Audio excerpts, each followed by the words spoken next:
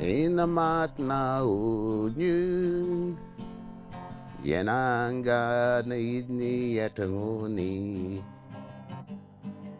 Yurika madjana wuri Ajamat na wuri unda kapula. Thank you for those who took the time to come out to Big Moro.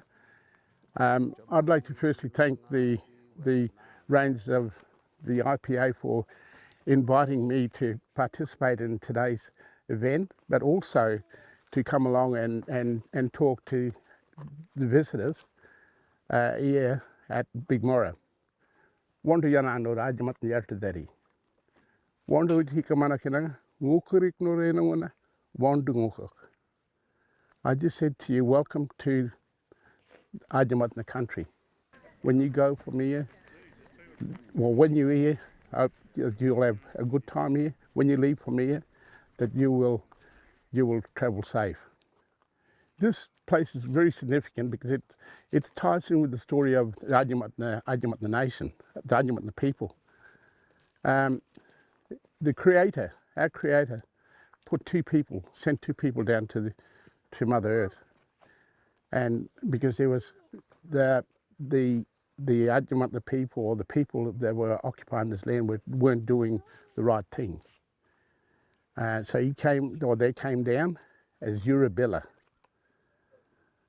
They came down as Urabilla, meaning two brothers. When they got into Mother Earth, they went around, they'd seen this old lady carrying out cannibalism. So they said, we have to deal with this. So they had to try and find a way to deal with that without creating any backlash from the broader community. So then they created what they call the moiety. The moiety, and we still have that moiety today. It's Mathri and the Blue Rock people and the Red Rock people, the Ororo. They became the two moieties. They're no longer brothers then. They become Valnapa, two opposite people, North Wind, South Wind people. So then all our people had to follow suit in years ahead of them, right up to even today. We still have that moiety system. So they travelled up the western side of the ranges, and they came back down the southern side, making all these laws about what we should be doing.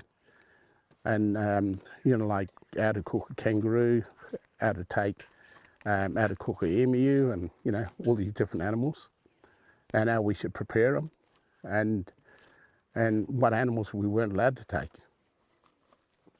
So when they started traveling south, they looked at areas where our people could cross over from the east side to the west side, and they, well, firstly when they came down, a place called Paralma. It's a hot spring. They got there and they tasted the water there.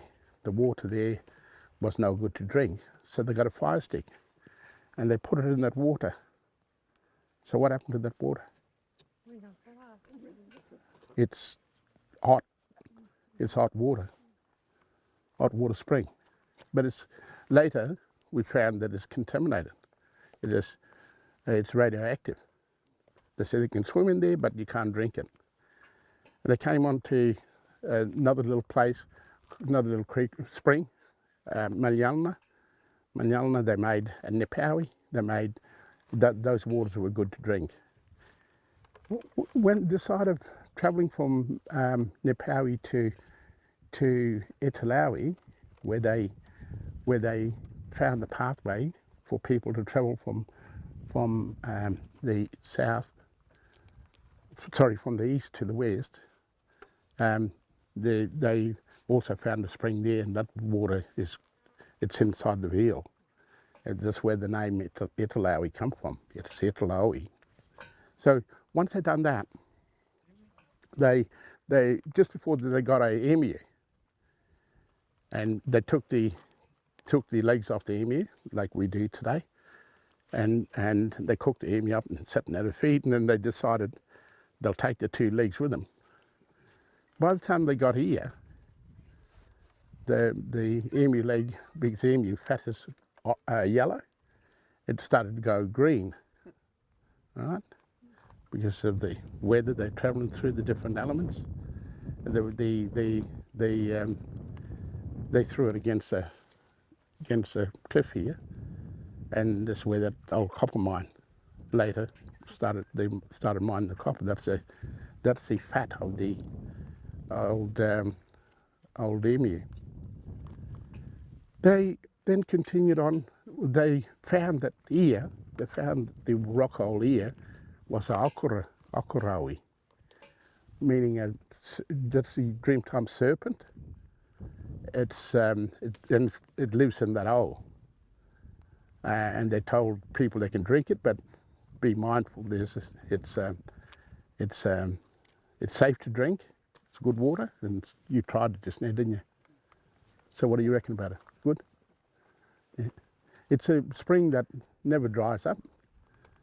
As long as I can remember, in all the years I've been coming here. There's always been water here. Tom, you're here all the time. Have you seen a much difference in the level? Nothing. So what's there today it's like that pretty much all year round, even during the drought. So they then left from here, those 2, Valnapa. Then they travelled south. As they was coming into Mount Chambers, there was another strong Yura there by the name of Yura. Yura was the blue wren. But he's a left-hand man. But they wasn't allowed to talk to him.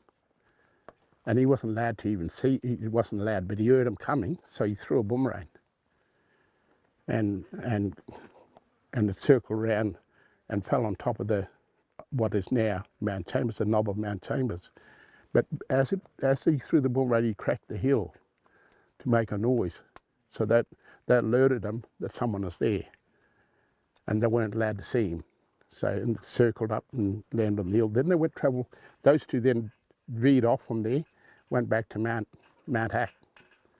They lit a fire there at Mount Hack because they needed to go back to the Ngairi, back into the sky, the Valnapa.